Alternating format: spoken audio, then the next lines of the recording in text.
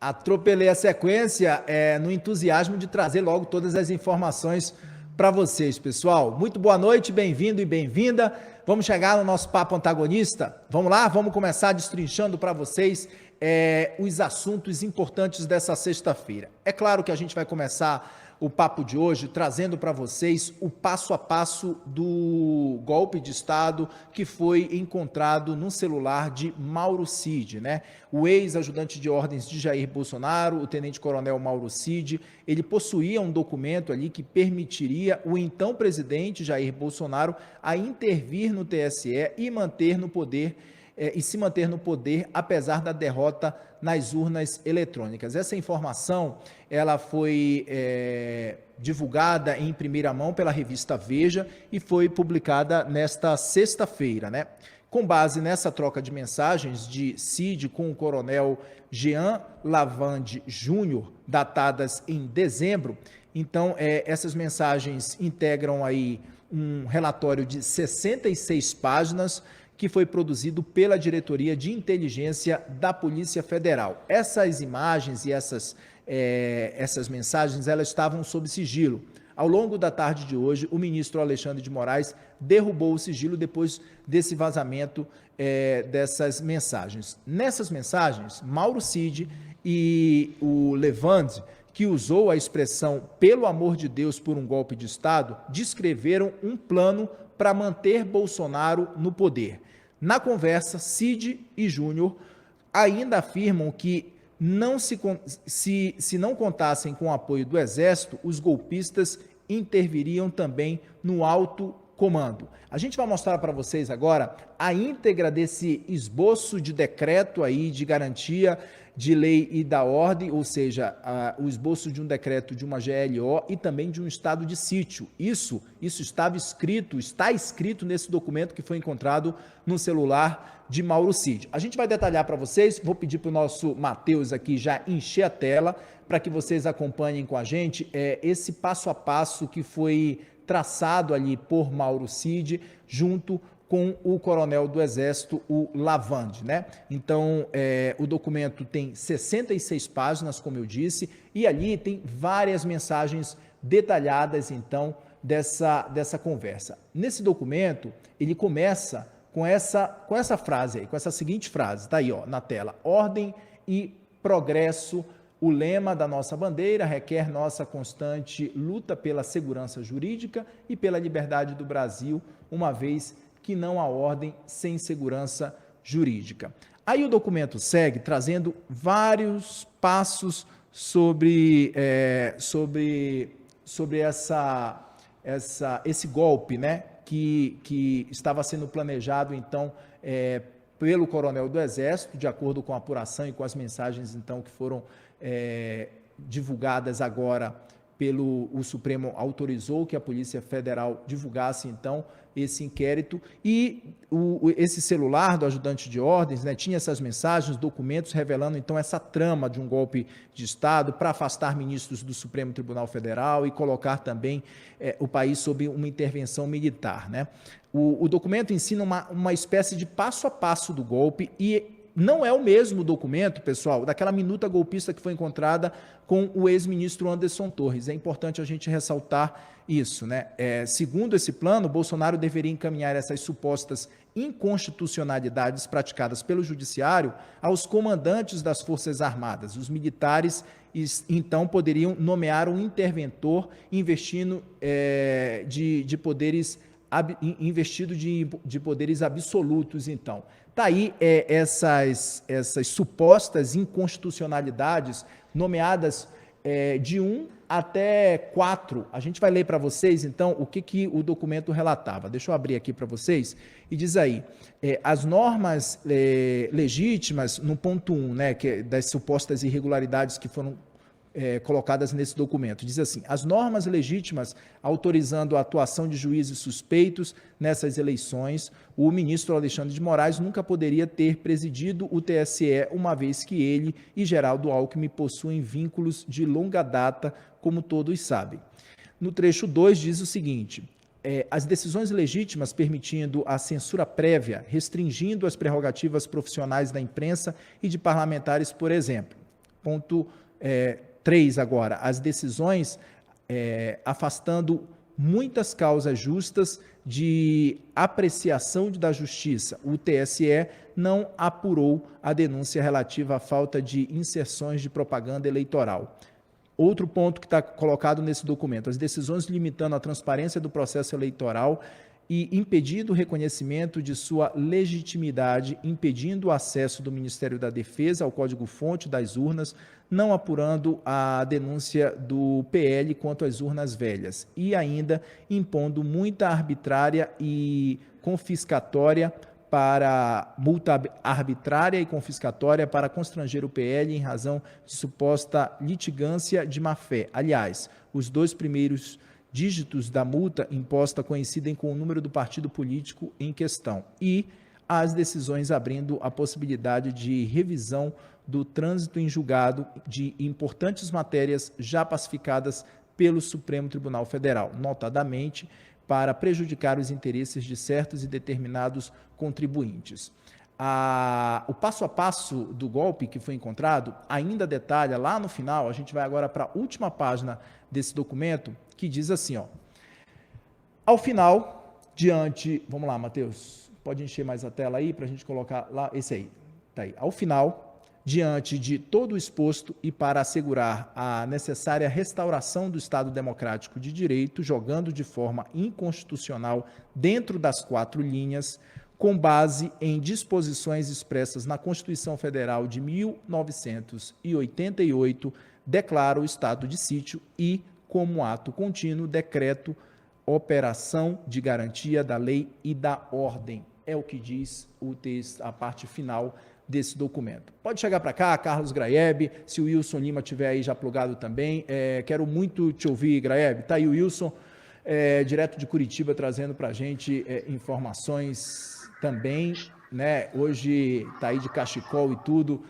Wilson meio e congelado Graeb, aqui. quero começar com você, Graeb, te ouvindo sobre esse passo a passo desse golpe, né? Desse plano aí, então, prevendo a nomeação de um interventor. Ao menos, num primeiro momento, o Bolsonaro não ficaria no poder, né? Se de fato isso acontecesse como está previsto nesse documento. Graeb, muito boa noite, seja bem-vindo. Boa noite, Kenzo. Boa noite, Wilson. Tá chique você aí, Wilson, em Curitiba, falando no meio da rua. Muito legal. Gostou, Greg? Gostou? Gostei. Isso não é estilo não, meu amigo. Pesadas, não, né? Nada vai cair sobre você, né? Não, Greg, isso aqui não é estilo não, meu amigo, é necessidade. 11 graus, cara. Então, assim, o negócio aqui você só tem térmica de 5. Olha só, gente, para descontrair um pouco diante de um assunto muito pesado, muito grave, né? Como é que a gente aborda esse enredo que a gente está vendo agora ser esmiuçado nas mensagens capturadas ali do telefone do Cid, né? A frustração com a vitória do Lula, até a raiva com a vitória do Lula, que afinal de contas foi para a cadeia, não foi a troco de nada, né? O PT mostrou-se um partido absolutamente corrupto nos últimos anos.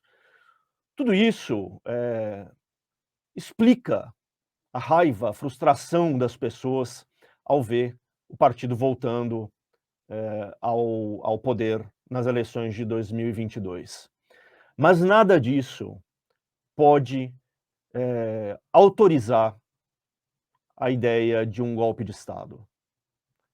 Não faz sentido no mundo civilizado de hoje a gente recorrer a qualquer desculpa que seja, a qualquer justificativa que seja para saídas absolutamente heterodoxas como essas que o Cid e os seus amigos estavam desenhando.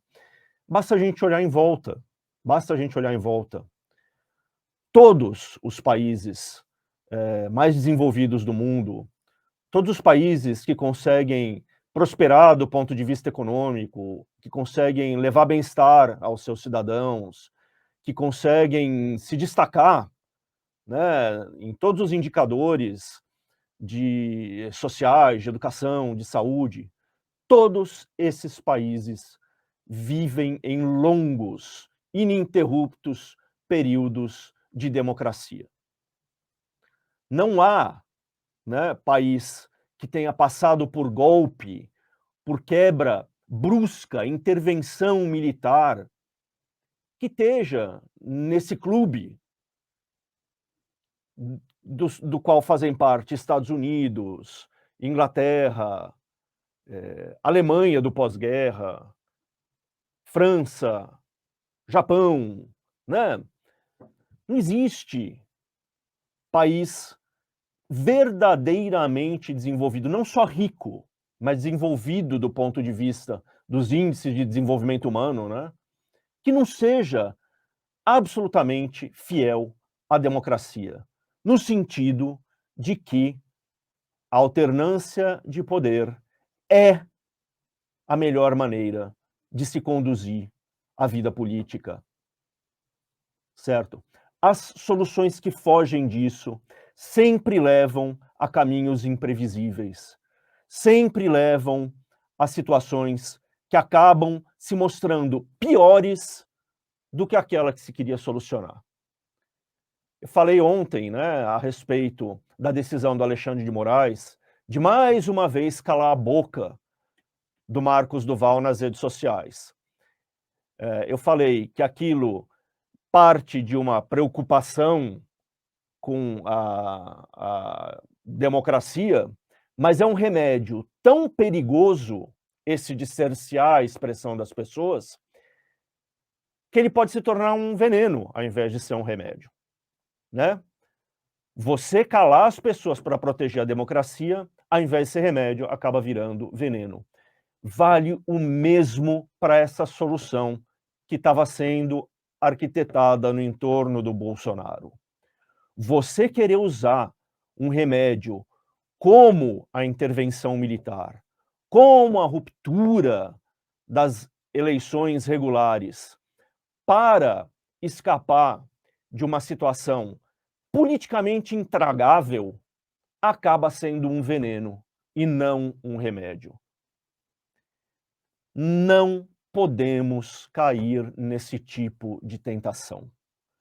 Não podemos, nem de um lado, nem de outro. Os remédios que a gente claramente enxerga que podem matar o paciente têm que ser evitados. E golpe de Estado, quebra da ordem democrática, é um remédio que muito rapidamente, imediatamente, vira veneno. É um veneno, né? Já para começo de conversa. Então, é perturbador ver como foi de fato levado a sério esse projeto. O passo a passo todo está nas mensagens. Não é só uma conversa entre o Cid e o tal do Levand, outro militar que queria que fizessem muita pressão para o Bolsonaro, sobre o Bolsonaro, para que ele chamasse as Forças Armadas a intervir e tudo mais. Não é só isso que tem nesse material. Tem mais. Tem todo um arrazoado jurídico, filosófico, para justificar a saída pelo golpe, né? E não a saída pela aceitação do resultado das urnas e a luta política regular para que daqui a 3 anos e meio a vitória do PT seja revertida nas urnas de novo. Essa é a luta política que vale a pena, não uma luta que leve em conta a hipótese do golpe. Isso não dá certo. Eu digo mais, essa foi uma observação, olha só, no meio das mensagens aí do Cid, tem uma hora lá em que ele diz, o presidente, o Bolsonaro, não aceita a ideia de chamar a intervenção militar porque ele não confia na cúpula das Forças Armadas. Não sabemos se isso é verdade, não sabemos se isso era alguma coisa que ele estava dizendo para o Levant porque resolveu dizer ou se corresponde aos fatos. O fato é que o Bolsonaro sofreu pressão e não agiu, certo? Acho até que ele ficou muito tentado a agir, mas não agiu. O que é ali um pontinho a favor do Bolsonaro. É um ponto a favor do Bolsonaro. Assim como é um ponto a favor da cúpula das Forças Armadas, o fato delas terem resistido às pressões que certamente aconteceram. E eu me lembro que o Bolsonaro, inclusive em vários momentos, disse: se houver intervenção militar no Brasil, no dia seguinte o país perde investimento, o país perde acesso aos fóruns internacionais. Ele tinha noção disso. E certamente isso foi um dos fatores que entrou na equação dele para não pedir. Não sei se foi só isso, né? Mas foi um dos que entrou. Então existia ali uma consciência também, mesmo entre aqueles que poderiam se beneficiar e que estavam ali com o poder de fazer o golpe nas mãos, existia uma consciência de que esse era um caminho perigoso demais. Felizmente, não foi tomado. O que é doloroso é ver que teve gente como o Ives Gandra Martins, jurista de quatro costados brasileiro, que acabou se tornando uma espécie de ideólogo da intervenção militar nos últimos anos. É duro ver jurista respeitado se dispondo a cumprir este papel de legitimador jurídico de uma intervenção militar, legitimador jurídico de um golpe de Estado. Lastimável ver gente que põe o seu aparato intelectual em favor de uma causa como essa, cujas chances de levar a um bom caminho são menos que zero. Não são zero, são menos que zero, certo? Então, assim, é muito aflitivo ver nas mensagens do Cid, comprovado com mais detalhes do que nunca houve, o ímpeto golpista que estava mesmo fervendo em torno do Bolsonaro. As razões exatas por que não deu certo, a gente não sabe. Se foi por crença na democracia, se foi por medo, se foi por desconfiança mútua, não sabemos. Mas o fato é que Bolsonaro e Exército acabaram não escolhendo esse caminho. E resistiram à pressão muito forte que vinha do entorno e abaixo deles. Então, é terrível. A gente passou, sim, por um risco muito grande de interrupção da ordem democrática. Ficou mais uma vez claro nessa sexta-feira e ficou claro com uma riqueza de detalhes que é assustadora, né? E a gente tem mesmo que juntar as mãos e dizer que bom que a razão acabou falando mais alto. Que bom que o medo acabou falando mais alto. Que bom que a crença democrática... Eu não sei quais foram os motivos, não sei quais foram as motivações que levaram Bolsonaro e Exército a não agirem. Espero que tenha sido, de fato, crença na democracia. Mas se não foi também, tudo bem.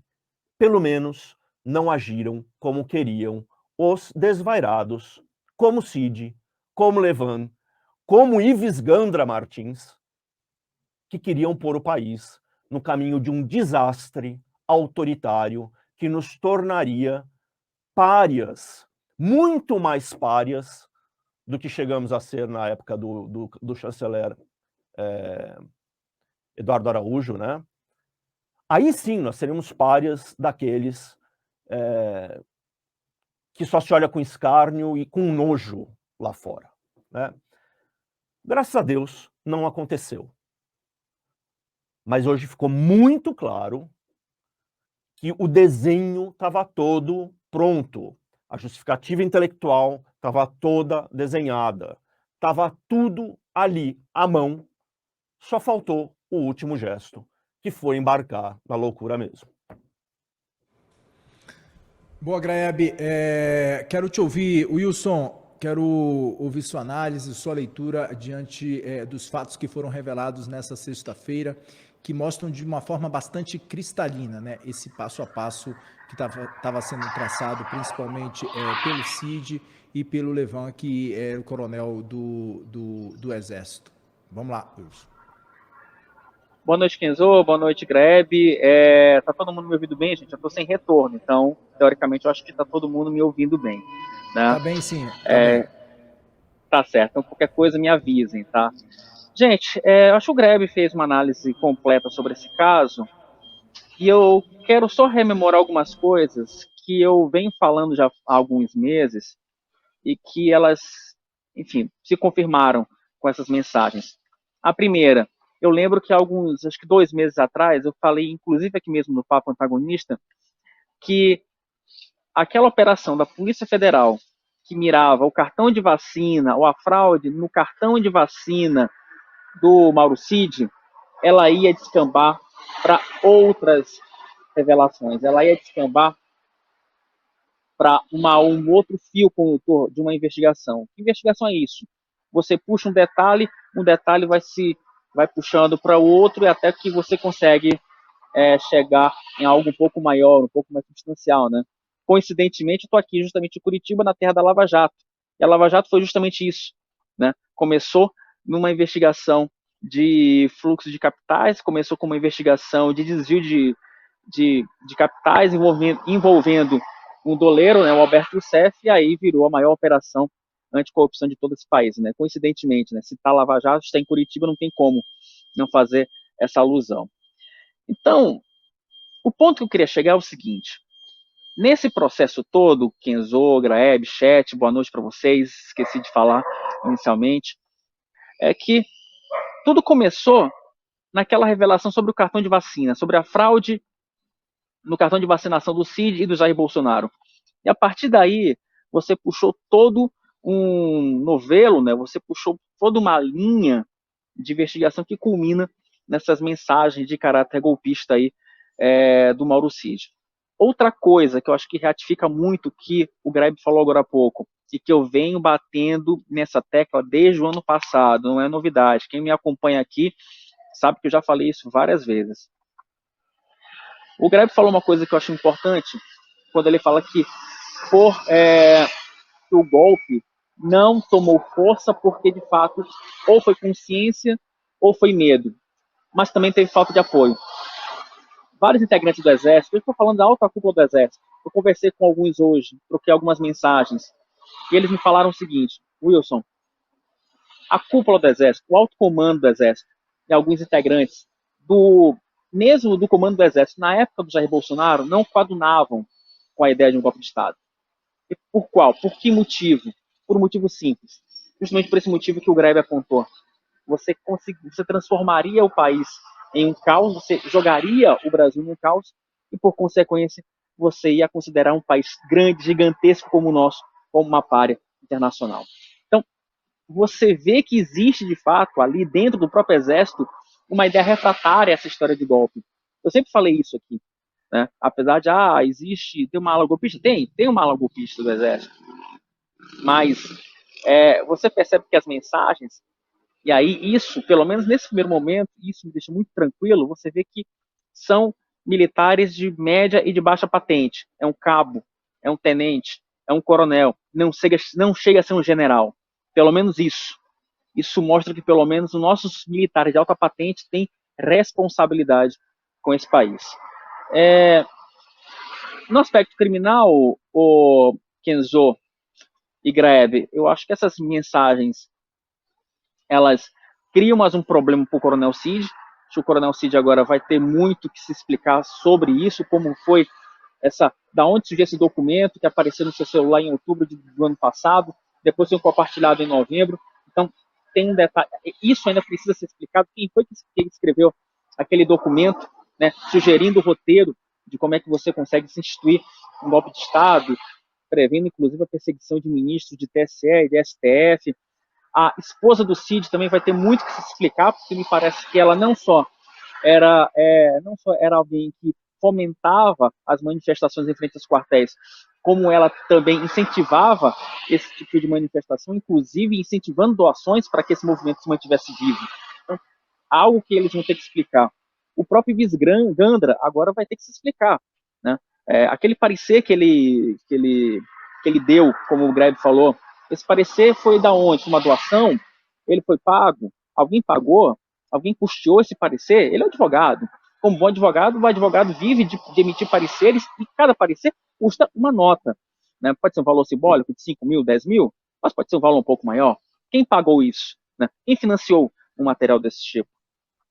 E o Coronel Levante também vai ter que muito se explicar, porque, de novo, temos ali toda uma discussão sobre como é que você poderia criar uma situação de golpe de Estado. Agora, de novo, as investigações vão mostrar se era uma discussão clássica de boteco, porque, enfim, é a primeira argumentação que no primeiro momento surge, né, a defesa desses personagens nesse primeiro momento, com certeza vai ser nessa linha. Não, é uma discussão teórica, não tinha nada prático, não tinha nada substancial. Eu, sinceramente, duvido. Mas agora vão ter que explicar, né, se era só uma discussão teórica, se era só uma discussão ali de caráter informal, ou se existia algum plano um pouco mais substancial. E só para encerrar, Graeb, essas mensagens, elas mostram uma coisa também que eu achei surpreendente. Muito se falou do presidente da República, do ex-presidente Jair Bolsonaro. E pelo teor que se tem neste momento, estou falando hoje, nesse momento, sexta-feira, pode ser que as coisas caminhem para um outro período, mas me pareceu que nesse momento o Jair Bolsonaro ali, ele era um dos mais sensatos, porque pelo menos ele não investiu naquele momento em embarcar numa sanha golpista. Pode ser que eu esteja errado, pode ser que eu tenha que refazer meu comentário daqui a um mês, 2 meses, ou até o final do ano, mas pelo menos nesse primeiro momento, me pareceu que esse presidente foi extremamente sensato de ignorar esse tipo de plano golpista.